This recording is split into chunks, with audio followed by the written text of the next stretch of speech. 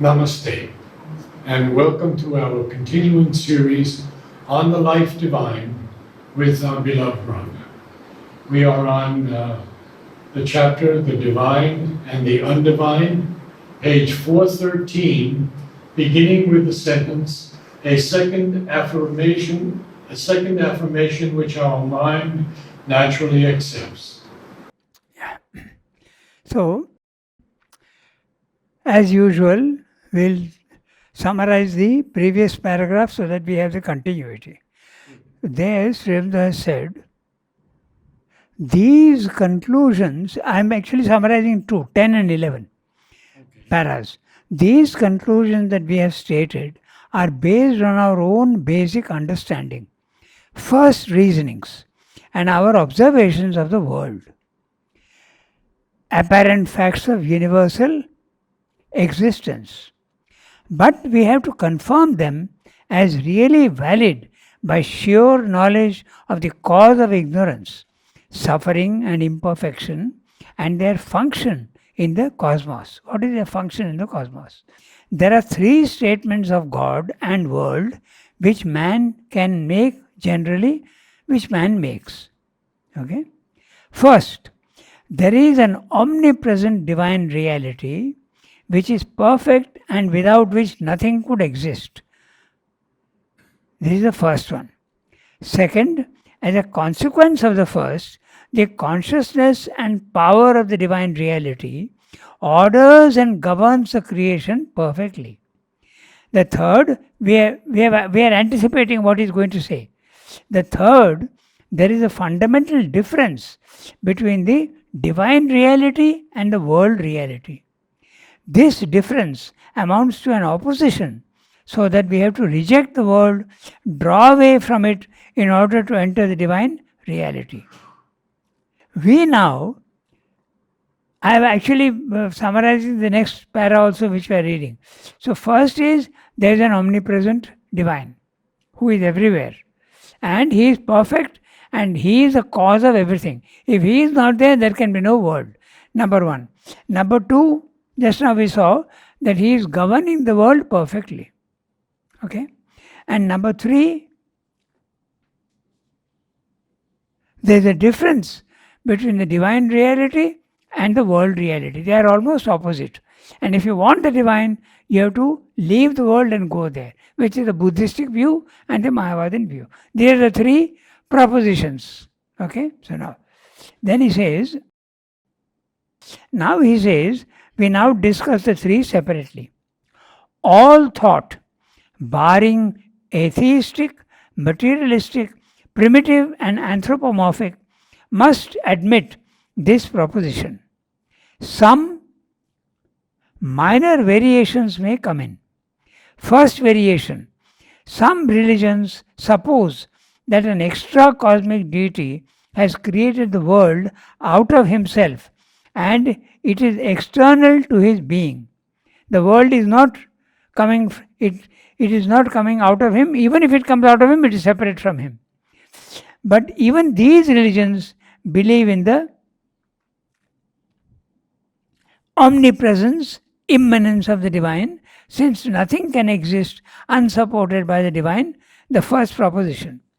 Second variation, some hold that ignorance, imperfection, suffering, and evil are not the creation of God, but of some opposite power, Ormuzd for good and Ahriman for evil. This is a possible conception, but seems most improbable. Spiritual experience confirms the first proposition of the omnipresence of God. Okay?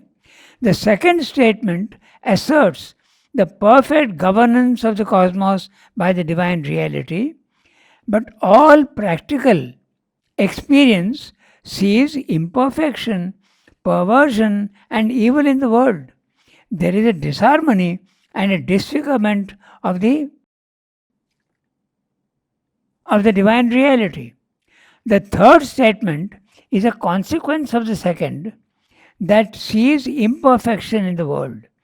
If we want God, we have to reject and draw back from the world. This is the third proposition. That's it. So he has discussed these three, and now we'll read the para that we have to read today, the second proposition. Affirmation. Second affirmation. Yeah, affirmation, it's also a statement. Yeah, that's right. So, a second affirmation, which our mind naturally accepts as a consequence of the first postulate. Okay. See, it's a postulate. Okay. So, a hypothesis is that by the supreme consciousness and the supreme power of this omnipresent divinity, in its perfect universal knowledge and divine wisdom, all things are ordered and governed in their fundamental relations and their process. But on the other hand, the actual process of things, the actual relations which we see here in the physical world, are presented to our human consciousness relations of imperfection, of limitation. There appears a disharmony, even a perversion, something that is the contrary of our conception of the divine existence, a very apparent denial, or at least a disfigurement or disguise of the divine presence. There arises then a third affirmation of the divine reality and the world reality as different in essence or in order, so different that we have to draw away from one to reach the other. If we would find the divine inhabitant, we must reject the world he inhabits, governs, has created, or manifested in his own existence. The first of these three propositions is inevitable. The second also must stand if the omnipresent divine has anything at all to do with the world he inhabits and with its manifestation, building, maintenance, and government. But the third seems also self-evident, and yet it is incompatible with its precedents. And this dissonance confronts us with a problem which appears to be incapable of satisfactory solution. Clear what he's saying? First proposition that we can make, our conception of God, and it's very natural. God is perfect. He can do anything he wants. He is omniscient, omnipotent, omnipresent. The second is, if he is omnipresent and omniscient and omnipresent, his creation also will be perfect. But the third proposition is, but where is the perfection here? I don't see any perfection. So, if I want the divine, I have accepted the first proposition. So, if I want the divine, I have to leave this world and go up. That's what he's saying.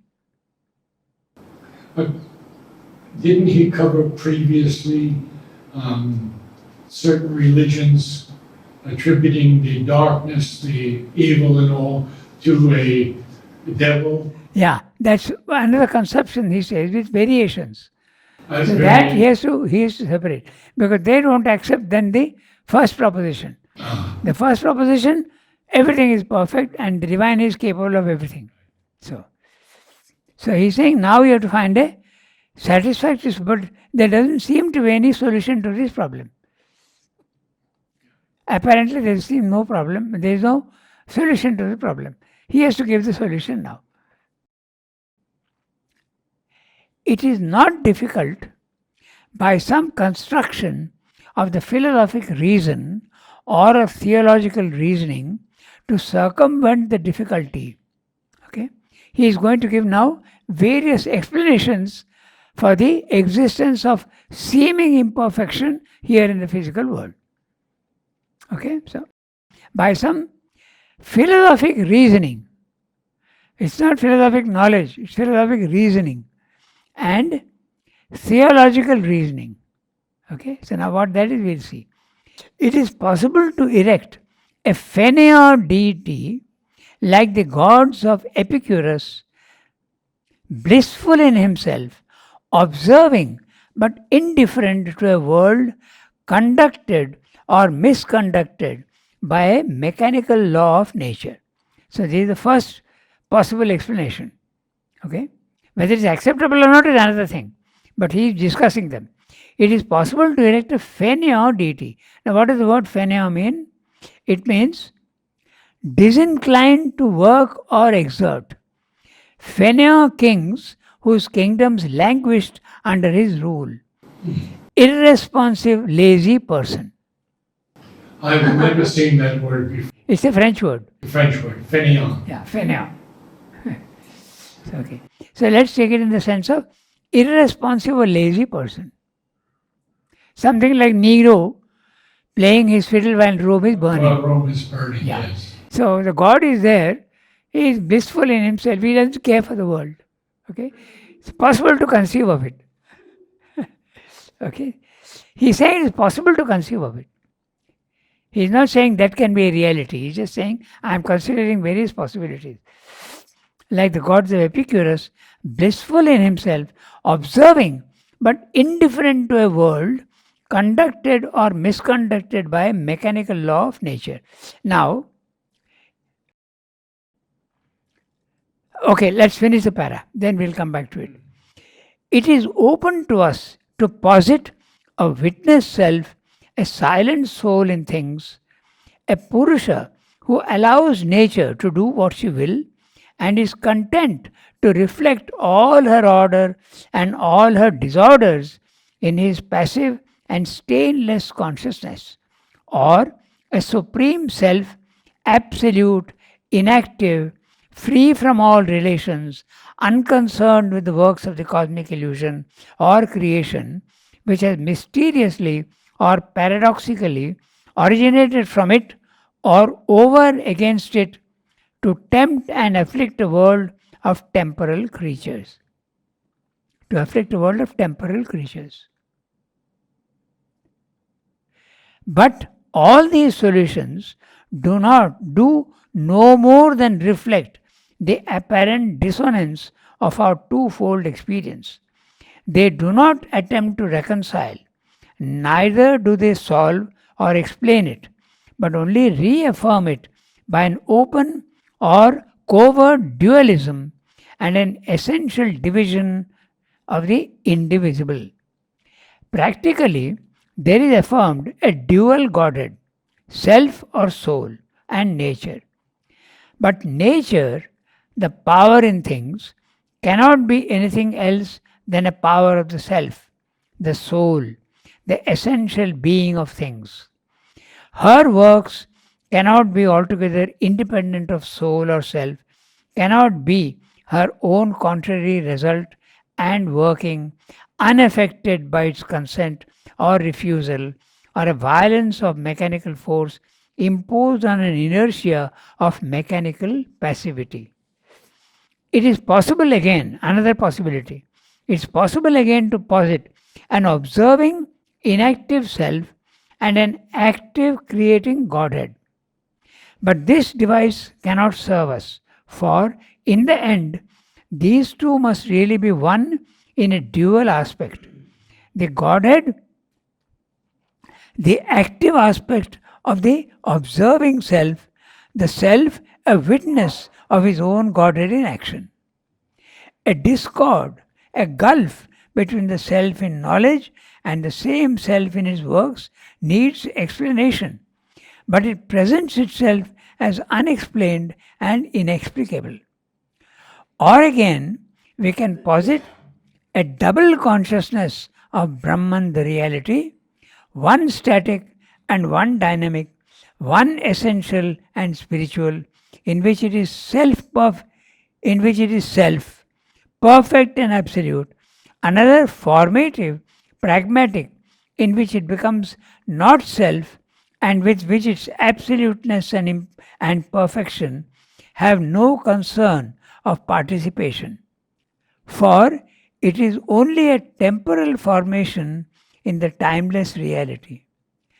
But to us, who even if only half existent, half conscious, yet inhabit the Absolute's half dream of living and are compelled by nature to have in it a terrible and insistent concern and to deal with it as real, This wears the appearance of an obvious mystification, for this temporal consciousness and its formations are also in the end a power of the one self, dependent upon it, can exist only by it.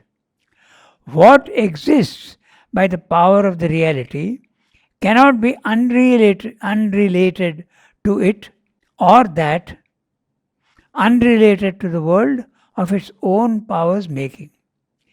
If the world exists by the Supreme Spirit, so also its ordering and relations must exist by the power of the Spirit. Its law must be according to some law of the spiritual consciousness and existence. The self, the reality, must be aware of and aware in the world consciousness which exists in its being. A power of the self, the reality must be constantly determining or at least sanctioning its phenomena and operations. For there can be no independent power, no nature not derived from the original and eternal self existence. If it does no more, it must still be originating or determining the universe through the mere fact of its conscious omnipresence. It is no doubt a truth of spiritual experience that there is a status of peace and silence in the infinite behind the cosmic activity, a consciousness that is the immobile witness of the creation. But this is not the whole of spiritual experience, and we cannot hope to find in one side only of knowledge a fundamental and total expression of the universe. A very big para, but what he is saying here, when you go to the self, you see a division. You see that you are in a consciousness which is static, and down below you are seeing that there is movement. And it seems to be mechanical and unconscious. So the whole argument of this is based on the experience of the self. But if you stay put there, naturally you have a problem. But if you go higher up, the problem is solved. He is saying that the problem of this imperfection arises when you are not completing the journey. When you are stopping in the middle, then you have a problem. And there seems to be something undivine. Go higher up, a little more, go higher up, and you will see that everything is divine. So where is the middle? Yeah. Where is the middle? The self. The self. Yeah. So it's above the spiritual planes of consciousness. The spiritual planes. Level 2. Only level 2? Yeah, you have a problem. Of course, yes. You are free. You are free and you are in yourself absolutely peaceful. So the main problem of suffering is solved. But you see that there is a dichotomy. You see that you are in the impersonal self and there is suffering below. So you have a problem. So he's saying you go to the next level, this problem will not be there. Basically that's what he's saying. But it's quite a discussion because he's talking of the spiritual experience and he's also talking of the supposition that man can have, the hypothesis that the man can have based on the spiritual experience. So, philosophic reasoning. Yeah. This is basically the conception he's it's a conception for us. Yeah. It's valid at that level because it's based on your spiritual experience. But it's not ultimately valid. See, it's very interesting. It's valid for the person who is experiencing that, and he says that's the way the world is built. So it's perfectly okay for him. He's no problem. But someone who says that no, my supposition, I am basing my supposition, my imagination of God as being perfect, I have a problem. Yes. But the other one who says that that's what I thought, but now I see that there is God and there is an imperfection in the world. Even if he has made it, he is not so bothered. He is allowing nature to do what she wants. He is giving certain freedom to nature to do what she wants. But God is never incompetent to both of these theories. Yes, but it depends on what your conception is. It depends on what your conception is. The rules of the game are made like that. This is the nature of the world. That's what they will say. So, we go sentence by sentence. It is not difficult by some construction of the philosophic reason or of theological reasoning to circumvent the difficulty. It is possible to erect a fainéant deity like the gods of Epicurus, blissful in himself, observing but indifferent to a world conducted or misconducted by a mechanical law of nature. Now, he's saying that it is possible to do, and this possibility is based on the experience of the self. Because when you are in the self, consciousness of the self, you see that you are not concerned with the world at all. So, it's an experience of the divine in you at that level. You are seeing that the world is going on its own mechanically. That's the way it is built. So the divine created it and leaves it alone. Now that's the problem, because when you go to the self, Yeah. there is the divine, person divine is not there. It is the impersonal divine. So this is the way the world is built. That's what you come to the conclusion. That's what Buddhists say. Those who are, and why should they conclude like that? Because it is so satisfying that it has a sense of finality. That's the whole problem. But exceptional souls like Sri Aurobindo will say, wait, I don't take this as final. I can't take it as final. How can the divine create something imperfect? So there's some problem. Let me see. So he goes higher up and sees that there is a solution which is not available at the second level. Only at the third level it's available, the solution. Okay, so like the gods of Epicurus in himself, observing but indifferent to a world conducted or misconducted. Now that's interesting, because conducted or misconducted, okay, it depends on how you are seeing the world. There also in the spiritual planes of consciousness there are 4 levels. No? There is the higher mind, illumined mind, intuitive mind and overmind. So if you go to higher level, then you get back to the Gita idea that it is, you understand, you start understanding, you become the knower and you become the supporter of this. So there also there are various grades of understanding. Okay, so first you are witness, then you become the knower, then you become the permission giver. Oh, you yourself, I myself have created the rules. I can change them if I want. So all these things are there. Okay, so indifferent to a world conducted or misconducted by a mechanical law of nature. It is open to us to posit a witness self. This is a spiritual experience. A witness self, a silent soul in things, a Purusha who allows nature to do what she will and is content to reflect all her order and all her disorders in his passive and stainless consciousness. Or a supreme self, absolute, inactive, free from all relations, unconcerned with the works of the cosmic illusion or creation, which has mysteriously or paradoxically originated from it or over against it to tempt and afflict the world of temporal creatures.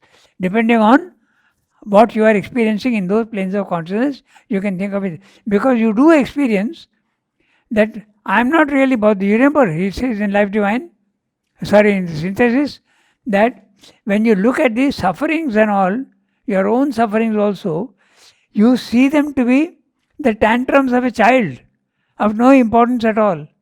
Okay? So you are absolutely tolerant. So there is a difference between the two. And also you yourself are the creator of all this. You have given the permission for that.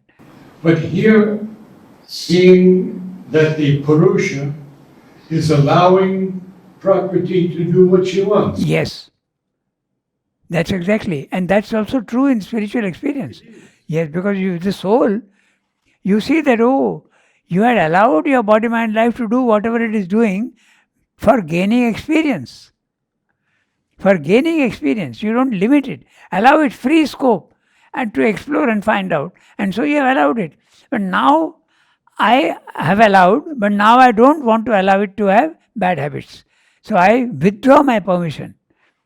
You become the witness, you become the permission giver, you become the knower, you become the supporter, and you become finally the master.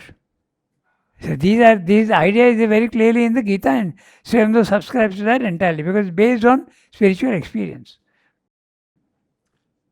Okay, so I use English words, and the Sanskrit words are: first you are the witness, sakshi, not concerned at all, just watching. Let it do whatever it wants. I am not concerned with the world. Second, you realize that you are the Anumanta. You yourself have given permission to your body, mind, life to do what it is doing. Misbehaving and indulging in things which, just indulging in things, good or bad is not the question at that time for you. Then you become the knower. You become the, and you see that you are actually supporting everything. You become the Bharta.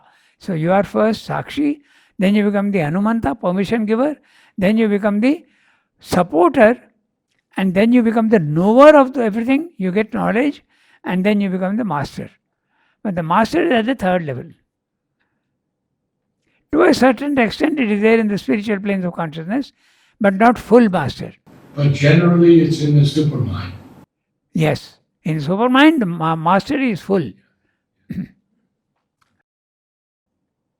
So this is what he's saying, is based on spiritual experience. It is open to us to posit a witness self, a silent soul in things, a Purusha who allows nature to do what she will and is content to reflect all her order and all her disorders in his passive and stainless consciousness. Or a supreme self, absolute, inactive, free from all relations, unconcerned with the works of the cosmic illusion or creation, which has mysteriously or paradoxically originated from it or over against it to tempt and afflict a world of temporal creatures. But all these solutions do no more than reflect the apparent dissonance of our twofold experience. Okay? They do not attempt to reconcile, neither do they solve or explain it, but only reaffirm it by an open or covert dualism and an essential division of the indivisible. Sri Aurobindo says that even in the overmind consciousness, he is seeing that there is a difference between consciousness and power. He is seeing that Purusha and Prakriti are there, both are there, but they seem to be different. They're not totally united. No, they're not. Even in the overmind consciousness. Yeah. So when you go to the supermind consciousness, they are one. Can you tell me a bit why he uses the word cosmic illusion? Yeah. Is this cosmic illusion or creation? Yes. Creation would be real. That's Cosmic illusion is unreal. Depends on how you are looking at it. Okay, so that would be more Buddhist. Yeah. Because Buddhistic. that also is possible. When you go to the self, there are two possibilities. He mentioned that in this Life Divine. The first possibility is you are in the self peaceful and the world is illusion. But when you go to the second level, you can be in the cosmic consciousness. Then the world is not unreal, it is real. So you don't see it as illusion. That's the thing. He says that, and he dismisses this in one sentence in the second or third chapter itself, in the first paragraph. He says there are three possibilities. If you are in the cosmic consciousness, the world is real. But you need not be in the cosmic consciousness. You can be only in the self, without the cosmic consciousness. And then you see the physical world as unreal, illusion. And for Sri Aurobindo, that was the experience. He saw the physical world as unreal. But he waited. He didn't jump to conclusions. He says, I can't accept this very easily. I wait, and then his consciousness rises higher and things change. You get to cosmic consciousness and the world is real. So there are so many levels, it depends on the level. But all these solutions do no more than reflect the apparent dissonance of our twofold experience. They do not attempt to reconcile, neither do they solve or explain it, but only reaffirm it by an open or covert dualism. Okay, it can be open, like the Buddhist, or covert, like the Shankaran philosophy. Okay, covert. And an essential division of the indivisible. Practically, there is affirmed a dual Godhead, soul or self or soul, and nature. They are different. But nature, the power in things, cannot be anything else than a power of the self, the soul, the essential being of things. Why?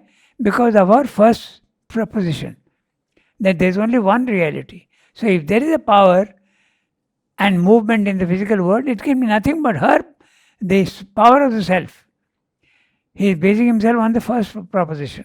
Okay, so her works, nature, that's why her works cannot be altogether independent of soul or self, cannot be her own contrary result and working, unaffected by its consent or refusal, or a violence of mechanical force imposed on an inertia of mechanical passivity. So, he's saying, if I base myself on the first proposition, then nature, which seems to be different, cannot really be different. Because there is only one God. And power, whatever it is, all same. It cannot be different. Cannot be in her own contrary result and working, unaffected by its consent or refusal, or a violence of mechanical force imposed on an inertia of mechanical passivity. Now, how is that possible in nature? That it's imposed on an inertia of mechanical passivity? You could see it in that way. Okay. That's what he's saying. You could see it there. When you are the self and you are seeing that it is there, but if you think of the first proposition, how is that possible? So nature is trying to impose itself on you. In fact, that also is based on spiritual experience. Because what happens here? Nature is dominating the self. So it is imposing itself forcibly on the self. There's so many ways of looking at it. So, it is possible again to posit an observing inactive self, and an active creating Godhead. So, that also is possible. Okay. But this device cannot serve us, for in the end, these two must really be one in a dual aspect. The Godhead, active aspect of the observing self, the self, a witness of his own Godhead in action. So, this is the experience of the Nirguna and the Saguna. You can see both, but they seem to be different from each other. Okay, so for in the end, these two must really be one in a dual aspect. The Godhead, the active aspect of the observing self, the self, a witness of his own Godhead in action. Two aspects of the same reality. A discord, a gulf between the self in knowledge and the same self in its works. So there you are. A gulf between the self in knowledge.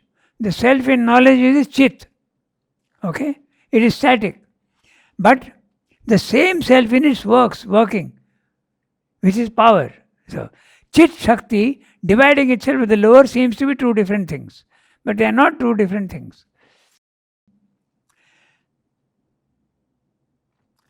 Works need explanation, but it presents itself as unexplained and inexplicable. That is the reason why the Buddhists and the Mayavadins, they have a problem. And they don't explain. They end and say, not possible to explain. Anirvachaniya. That's their conclusion. There is no explanation for this. This is the way it is built. That's what they say. It's a mystery. Take it. You can't help it. Okay? But they say, no, I won't take it. I want a solution. I go higher up and see that there is a solution. Okay, so it needs explanation, but it presents itself as unexplained and inexplicable. Or again, we can posit a double consciousness of Brahman, the reality, one static and one dynamic. Now, this is another supposition possible. Okay, I can think that Brahman can make himself static or he can make himself active. I can take it in that way. One essential and spiritual, in which it is self, perfect and absolute. Another formative, pragmatic, in which it becomes not self and with which its absoluteness and perfection have no concern of participation. So this is the impersonal aspect of the divine and the personal aspect of the divine, or saguna and nirguna. The one and the many. Either you see the one or you see the many. Okay, so different. Only in the supermind you see them as one. Otherwise, both are real. Purusha and Prakriti, both are real, Chit and Shakti, but they are separate, not identified. One dynamic, one essential and spiritual, in which it is self, perfect and absolute. Another formative, making forms, pragmatic, in which it becomes not self and with which its absoluteness and perfection have no concern of participation. Okay. The static does not participate in this. In other words, it is different. For it's only a temporal formation in the timeless eternity. The timeless eternity is there, and here it is in time. You have eternity, I have reality. In the timeless reality. Yeah, no, it's reality only. Timeless eternity is there. He uses that word, that's where that is entering my mind. Okay, it is timeless reality. But to us, who even if only half existent, half conscious, yet inhabit the Absolute's half dream of living and are compelled by nature to have in it a terrible and insistent concern and to deal with it as real, this wears the appearance of an obvious mystification. There you are. You can't explain it. Okay. For this temporal consciousness and its formations are also in the end a power of the one self dependent on it, can exist only by it. What exists by the power of the reality cannot be unrelated to it or that. It is the personal aspect, that is the impersonal aspect, unrelated to the world of its own powers making. If the world exists by the Supreme Spirit, so also its ordering and relations must exist by the power of the Spirit. Its law must be according to some law of the spiritual consciousness and existence. The self, the reality, must be aware of and aware in the world consciousness which exists in its being. A power of the self, the reality must be constantly determining or at least sanctioning its phenomena and operations, for there can be no independent power, no nature not derived from the original and eternal self-existence. If it does no more, it must still be originating or determining the universe through the mere fact of its conscious omnipresence.